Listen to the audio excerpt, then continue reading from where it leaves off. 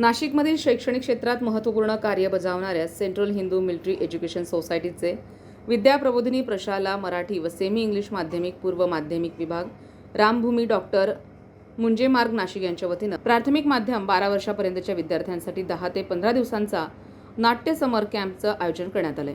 पहिल्यांदाच नाशिकच्या साईखेडकर नाट्य मंदिरात या नाट्य समर कॅम्पच्या नाटकांचे प्रयोग सेंट्रल हिंदू मिलिटरी सोसायटीचे विद्याप्रबोधिनी प्रशाला मराठी व सेमी इंग्लिश माध्यमिक पूर्व विभाग यांच्या वतीनं आयोजित करण्यात आले।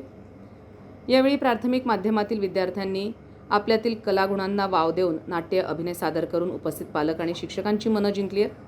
प्रथमच मराठी माध्यमाच्या विद्यार्थ्यांसाठी आयोजित करण्यात आलेल्या समर कॅम्पच्या CHME सोसायटीच्या विद्याप्रबोधिनी प्रशालेच्या पहिल्याच नाट्यशिबिराच्या समर कॅम्पला उत्स्फूर्त प्रतिसाद पालक आणि विद्यार्थ्यांचा मिळाला आहे। याबद्दल संस्थेचे चेअरमन सौ मिथिला शीतल देशपांडे यांनी पालक आणि विद्यार्थ्यांचा मनापासून आभार मानले।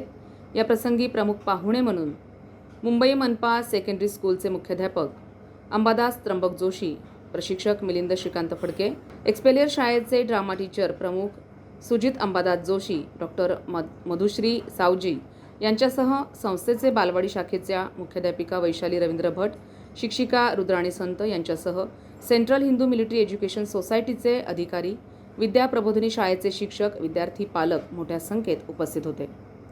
संविधान न्यूजसाठी Anil Kedare, Nashik. Mithila Sheetal Deshpande, chairman CHME society, central Hindu military education सोसायटीच्या वतीने मराठी मीडियममध्ये आम्ही 12 वर्षापर्यंतच्या मुलांसाठी नाट्यशिबिराचं समर कॅम्प ठेवलेला होता।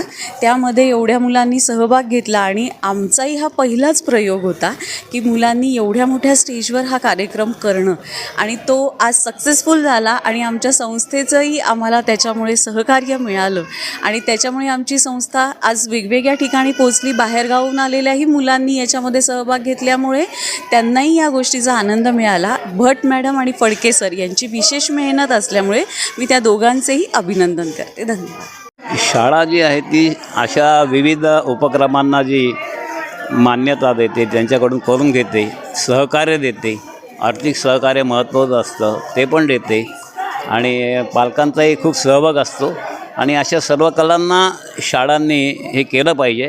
प्रामुख्याने ही विद्याप्रबोधिनी शाळा या मुलांच्या ॲक्टिव्हिटीजवर खूप चांगलं काम करते, लक्ष देते आणि त्यांचा विकास कसा होईल याच्याकडे ती बघते। माझं नाव मिलिंद श्रीकांत फडके।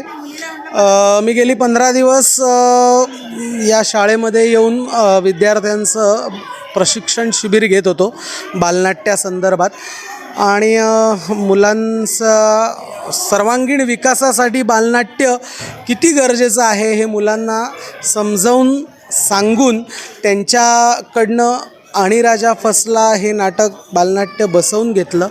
मुलांनी खूप छान प्रतिसाद दिला, त्याबरोबर पालकांनी पण खूप छान प्रतिसाद दिला। शाळेचा तर याच्यामध्ये उत्कृष्ट सहभाग होताच। सगळ्या बाबतीमध्ये मला शाळेने फ्रीडम दिलेलं होतं, त्यामुळे सर्वात पहिले मी शाळेच्या सर्व पदाधिकाऱ्यांचे व शिक्षकांचे आभार मानतो आणि मुलांना आवर्जून एवढ्या उन्हाचं 15 दिवस रोज एकही दिवस खाडा न करता पालक घेऊन आले, त्याबद्दल पालकांचंही मी खूप आभार मानतो। धन्यवाद। मी डॉक्टर मधुश्री सावजी, बालशिक्षणात काम करते, सुकाणू समितीची महाराष्ट्राची सदस्य पण आहे। आज योगायोगानेच माझी नात या अभिरंग या नाट्याभिनय कार्यशाळेला आली होती भोसला मिलिटरी स्कूलच्या, तर बघायला आले होते।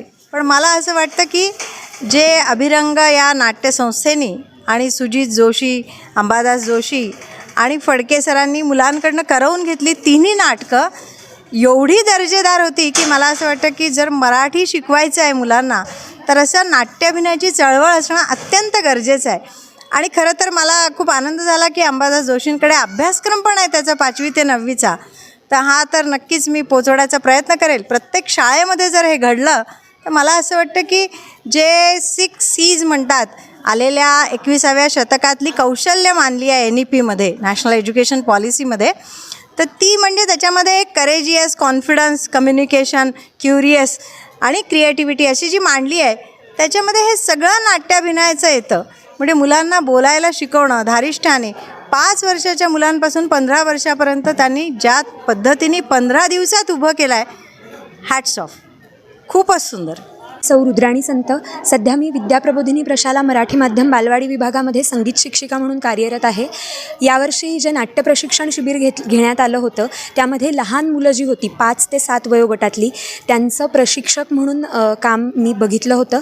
एक छोटंसं बालनाट्य 10 मिनिटांचं आणि एक छोटी नाट्यछटा, या 2 गोष्टी आपण लहान मुलांच्या बसवून घेतल्या होत्या.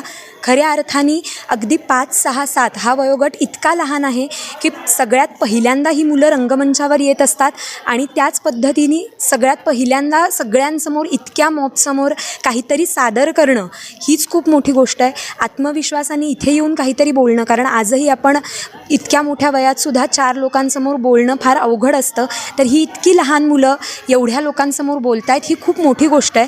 नाटक ही अशी गोष्ट नाही आहे की फक्त स्टेजवर येऊन काहीतरी सादर करायचं, तर नाटक खूप गोष्टी आपल्याला देऊन जाते. आपला व्यक्तिमत्व विकास, आत्मविश्वास वाढवणं. आपण रोजच्या व्यावहारिक जीवनामध्ये जगतानासुद्धा आपल्याला नाटकाचा खूप वेगवेगळ्या पद्धतीने उपयोग होतो आणि तो कशा पद्धतीने होतो हे या नाट्यशिबिरामध्ये सांगण्यात आलं.